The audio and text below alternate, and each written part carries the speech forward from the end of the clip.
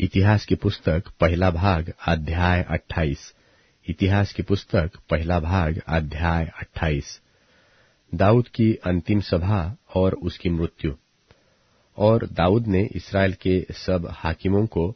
अर्थात गोत्रों के हाकिमों और राजा की सेवा टहल करने वाले दलों के हाकिमों को,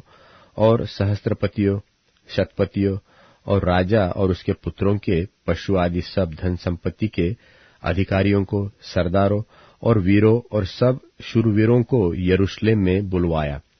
तब दाऊद राजा खड़ा होकर कहने लगा, हे मेरे भाइयों और हे मेरी प्रजा के लोगों, मेरी सुनो।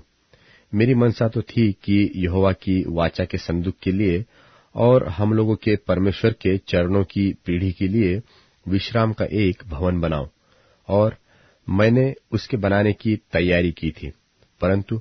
परमेश्वर ने मुझसे कहा, तू मेरे नाम का भवन बनाने न पाएगा, क्योंकि तू युद्ध करने वाला है और तूने बहुत लोहू बहाया है। तो भी इस्राएल के परमेश्वर यहोवा ने मेरे पिता के सारे घराने में से मुझी को चुन लिया कि इस्राएल का राजा सदा बना रहूं। अर्थात उसने यहूदा को प्रधान होने के लिए और यहूदा के घराने में से मेरे पिता के घराने को चुन लिया, और मेरे पिता के पुत्रों में से वह मुझी को सारे इस्राएल का राजा बनाने के लिए प्रसन्न हुआ। और मेरे सब पुत्रों में से यहोवा ने तो मुझे बहुत पुत्र दिए हैं। उसने मेरे पुत्र सुलेमान को चुन लिया है कि वह इस्राएल के ऊपर यहोवा के राज्य की गद्दी पर विराजे। और उसने मुझसे कहा कि तेरा पुत्र सुलेमान ही मेरे भवन और आंगनों को बनाएगा, क्योंकि मैंने उसको चुन लिया है कि मेरा पुत्र ठहरे और मैं उसका पिता ठहरूंगा। और यदि वह मेरी आज्ञाओं और नियमों के मानने में आजकल की नाई दृढ़ रहे, तो मैं उसका राज्य सदा स्थिर रखूंगा। इसलिए अब इस्राएल के देखते, अर्थात यहोवा की मंडली के देखते और अपने परमेश्वर के सामने अपने परमेश्वर यहोवा की सब आज्ञाओं को मानो और उन पर ध्यान करते रहो, ताकि तुम इस अच्छे देश के अधिकारी बने रहो और इसे अपने बाद अपने वंश का सदा का भाग होने के लिए छोड़ जाओ। और हे मेरे पुत्र सुलेमान, तू अपने पिता के परमेश्वर का ज्ञान रख और खरे मन और प्रसन्न जीव से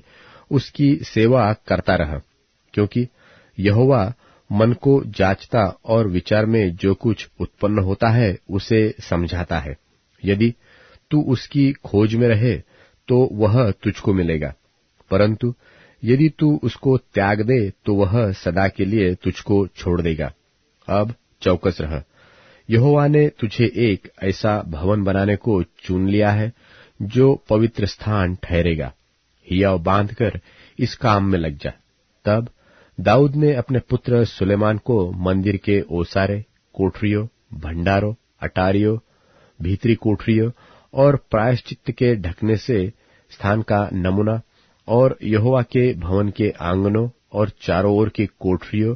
और परमेश्वर के भवन के भंडारों और पवित्र की हुई वस्तुओं के भंडारों के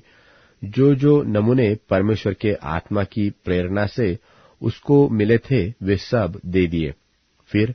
याजकों और लेवियों के दलों और यहोवा के भवन की सेवा के सब कामों और यहोवा के भवन की सेवा के सब सामान, अर्थात सब प्रकार की सेवा के लिए सोने के पात्रों के निमित्त सोना तौलकर और सब प्रकार की सेवा के लिए चांदी के पात्रों के निमित्त चांदी तौलकर और सोने की दीवटों के लिए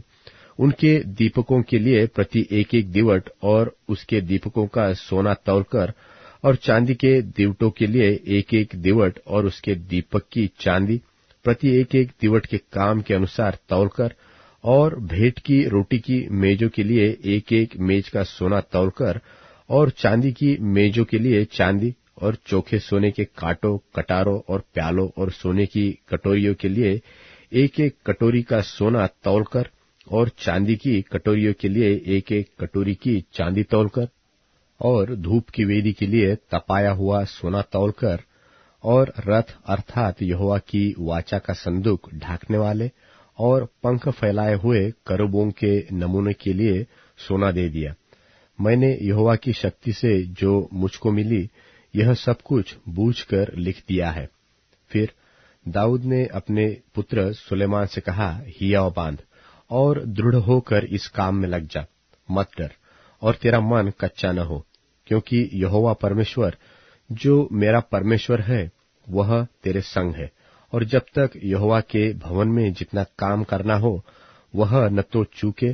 तब तक वह न तो तुझे धोखा देगा और न तुझे त्यागेगा। और देख,